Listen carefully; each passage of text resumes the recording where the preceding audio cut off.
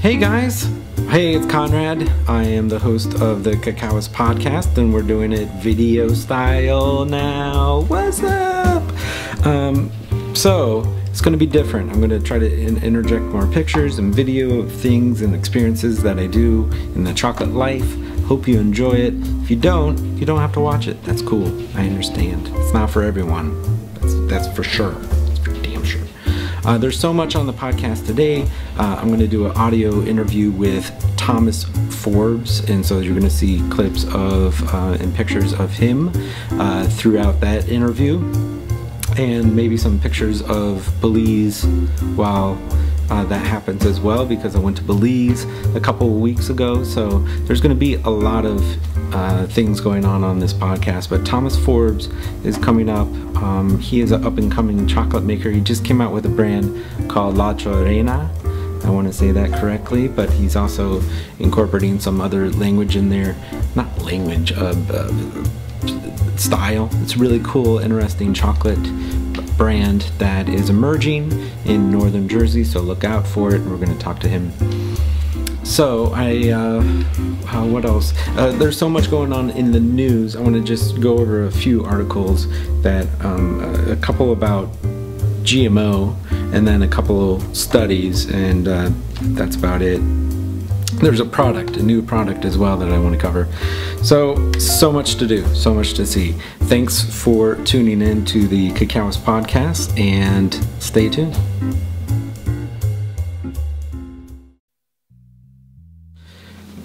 Hey there, welcome back to the show.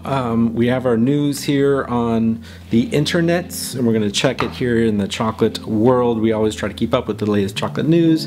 This is news from GMO chocolate and what is going on with GMO. Will chocolate ever go GMO? That's the theme of this article by Miriam Heinen from Truth Out, and it's on truth-out.org. I'm going to put the website right here. And so the article goes through the history of cacao, and quotes Jim Eber from Raising the Bar, The Future of Fine Chocolate. It's a great book out. So they talk about how Mars and Hershey mapped the genome, and how they are increasing yields and finding new varieties to make cacao better.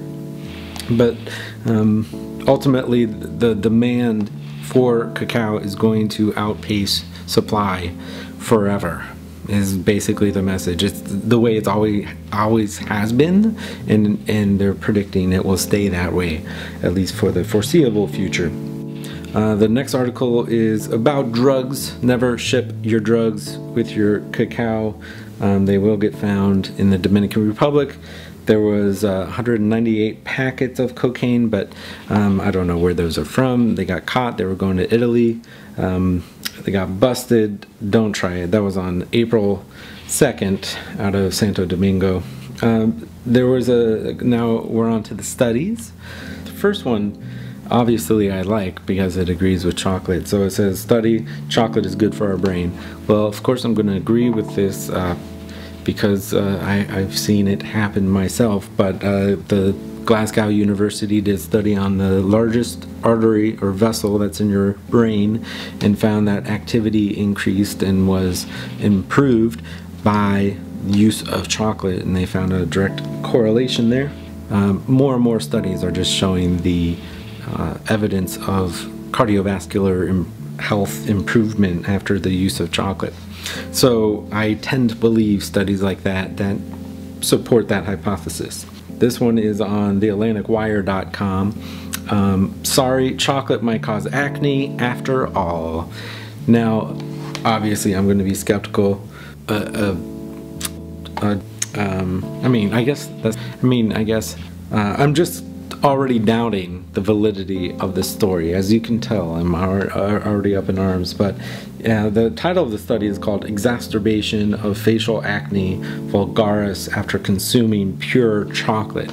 So whenever they say a term like pure chocolate, I want to see what their matrix for pure chocolate is, because by definition, chocolate could have one ingredient or it could have 14 ingredients.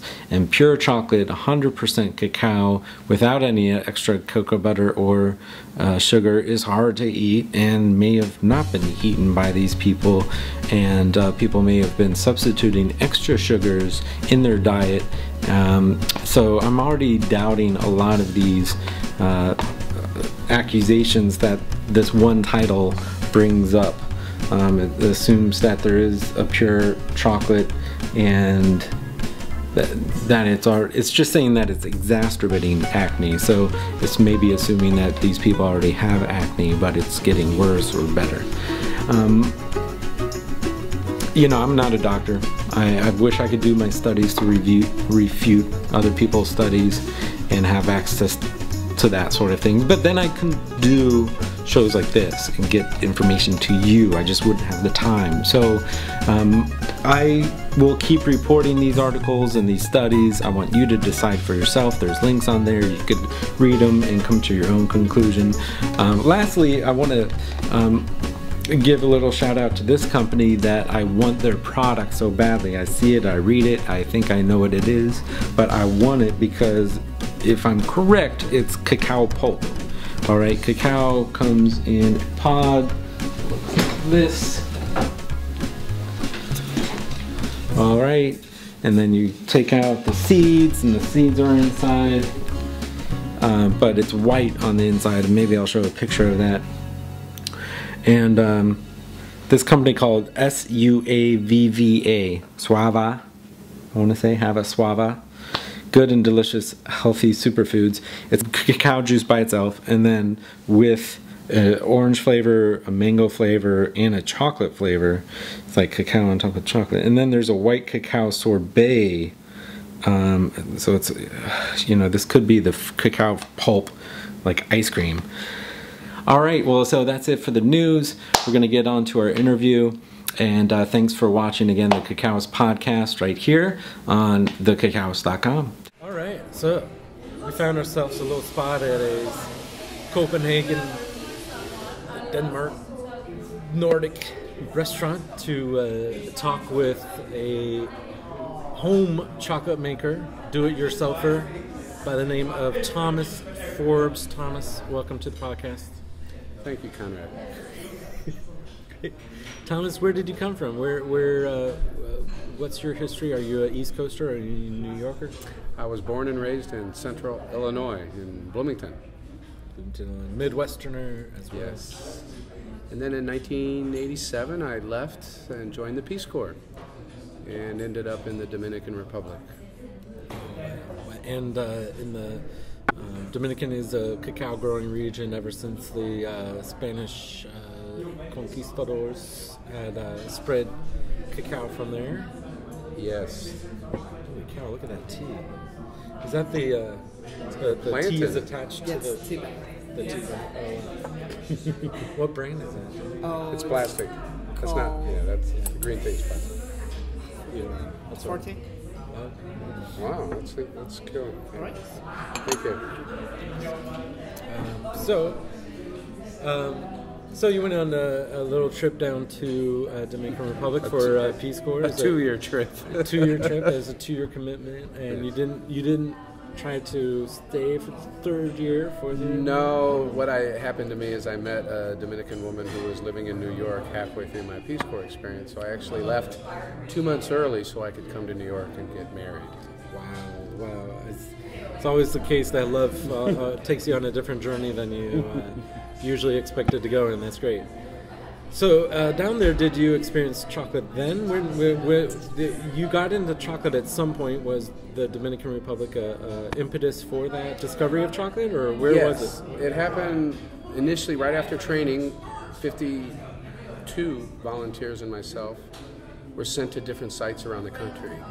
And I was sent to a small community called Los Naranjos near Castillo, and it happens to be right in the